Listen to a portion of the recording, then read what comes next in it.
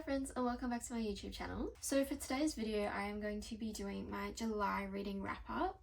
This is the first wrap up that I've ever done on my channel because I kind of find sit down like talking videos a bit harder to do than just reading vlogs and things like that. We're gonna give it a go. So I thought I would go through all the books that I read in this month. I read 6 books in the month of July and I DNF'd 1 book. It was sort of like a soft DNF, but we'll get to that. So in July I read 2 thrillers, I read 1 physical and 1 on my Kindle, I read 1 romance, I read 2 fantasy and I read 1 graphic novel.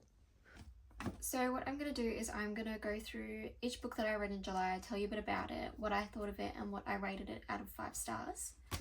So the first book that I read was Akane by Lynette Noni. This is the first book in the Madoran Chronicles series. This book follows Alex, who is our main female character. She is the heroine in this story. Pretty much her parents are moving away for a year for work, so they are sending her to a boarding school. She pretty much gets to the boarding school, walks through this random door she finds, and ends up in this magical world called Medora. She then meets 2 people who take her to this school called Akane, which is a school for magical gifted people, I suppose. She decides to stay at the school for the next year and enrolls because they have been expecting her. This book pretty much follows her through her first year at the school, what she gets up to, what problems she faces, and there is also a villain in this story. I love this book. I feel like it gave Narnia / Harry Potter vibes. I loved the little found family trope in it and it was just so cute, so cozy, so easy to read. I rated this one a 4.5 out of 5 stars. It was so good. It was a really strong first book and it did make me buy the next 2 in the series, so I can't wait to finish it.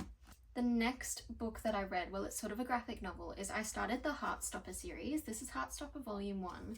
These are so cute. If you don't know about Heartstopper, what rock have you been living under? They just have the cutest illustrations. The whole thing was adorable. It ended on a little bit of a cliffhanger, made me want to go buy the next one. I haven't bought it yet, but I am definitely going to. It's just such a cute little romance. I'm obsessed with it. Like, this took me probably like 2 hours to read just because they're so quick to read. So I don't really rate graphic novels, so I just put it as a 5 star.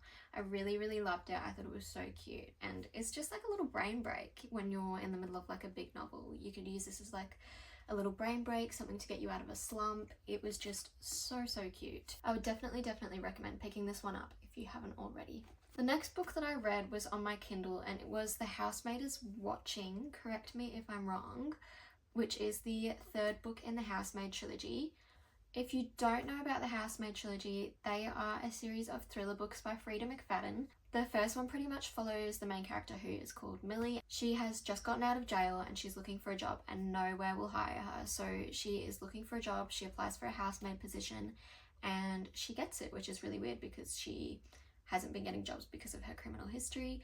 And then she gets this job, she goes and she meets the family and there are some sus things going on in that house. I really enjoyed the first 2 books in this series, but the 3rd one I just feel like dropped off a little bit. It wasn't my favourite book in the world and I feel like it didn't really add much to the trilogy. I find after reading quite a lot of Freida McFadden's thrillers is they all start to feel the same to me. I didn't really like it too much. It was okay. I still read all of it. I still wanted to find out what happened at the end. The twist wasn't too shocking. It was okay. So I rated this one a 3 out of 5 stars. Next book I read was Reckless by Lauren Roberts. I have heard so many different things and different opinions about this book. This is the 2nd book in the Powerless trilogy. I don't even know what it's called. I think it's called the Powerless trilogy. If you have not read Powerless, it is pretty much set in a world called Ilia, where there are people with powers and there are people who are called ordinaries who have no powers.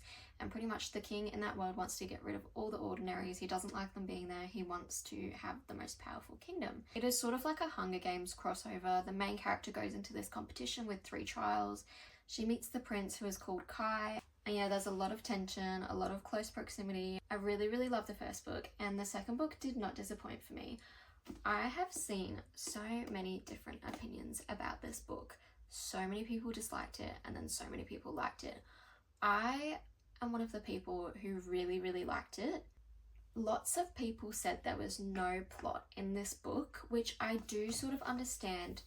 It wasn't really a romantasy book. There wasn't a lot of fantasy. It was more a romance book. It's meant to be a sort of cat and mouse chase, like the enforcer, who is the prince, is chasing after the main character and she's on the run after doing something. I'm not going to spoil it because you have to read the first book to find out. The cat and mouse chase lasted probably not even 100 pages. I felt like the tension was cut a little bit short. It was a little bit repetitive, I will say. And then this one I rated a 5 stars. I loved it. The 5th book that I read in July was Hopeless by Elsie Silver. This is the last book in the Chestnut Springs series, which I am so sad is over now because I love that series with my whole heart. So the Chestnut Springs series has a lot of found family, a lot of like different tropes in it. Each book follows a different couple in the series. There is 5 books in the series. This book follows Beau, who is the middle Eaton brother, which are like the brothers in the main sort of family in the series. Beau has just come back from the military. He had an injury and he's just come back to town and he's sort of in a bit of a rut, sort of has a bit of PTSD, and he meets Bailey. Her family is sort of hated on in Chestnut Springs. Beau and Bailey meet and they strike up a deal. It's a fake dating trope in this one, which I love. I love a fake dating trope. And I also found that Beau is an acts of service guy and I am an acts of service girly. So I really enjoyed this one. I enjoyed all the little things Beau was doing for Bailey. The only thing I would say I did not like about this book was that it is an age gap trope. And I just don't usually like age gap tropes unless it's done really well. In this one, I feel like it sort of kept being brought up unnecessarily. Like it was his point of view and it sort of got brought up so many times. Like he kept going, oh, I'm so much older than she is. Like it was sort of unnecessary, I found.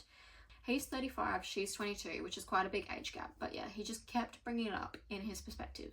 And I just didn't like that too much. But other than that, I loved it and I rated it 4 out of 5 stars. The last book that I read in July is None of This Is True by Lisa Jewell. This is one of Lisa Jewell's thriller books. It follows Alex and Josie, who are 2 women who meet in a pub on their birthday. They were born on the same day in the same hospital. They're birthday twins. Alex has a podcast show and Josie has quite a lot of secrets. So Josie goes to Alex and she proposes to Alex that she comes on her podcast as a guest, and they do a whole series following Josie and what she's doing. Pretty much, I don't want to say too much because it'll probably spoil the book, but I really like this one. The only thing I didn't like was that the twist at the end didn't really shock me all that much, but I sort of feel like it takes a lot for a thriller to really shock me and go, oh my god, that just muddled my brain, if that makes sense. With thrillers, there are like weird twists and there's a really good twist which just like baffles you, and I feel like this one was sort of like a weird twist. It was a bit of a weird ending, a bit of a weird story, but all the same, I really enjoyed it. I read this one as an audiobook and the audiobook is really good. In this book there are podcast episodes, and in the audiobook it's recorded like a podcast, which is really fun and so interesting. So I would definitely recommend reading or listening to this one. This one I rated 4 out of 5 stars as well. Finally, in July, I DNF'd Finale. It was sort of like a soft DNF. I only got 15 pages into it. This was on my TBR last month and I picked it up and then I just thought I'm not really in the mood for it, so I sort of just stopped reading it and now I'm reading a different book instead. I definitely am going to come back to this. I really do want to finish this trilogy, but I just feel like I'm not in the mood for it right now. If you made it to the end of this video, I just want to say thank you so much for watching, and if you enjoyed, don't forget to like, comment or subscribe, and I'll see you guys next time.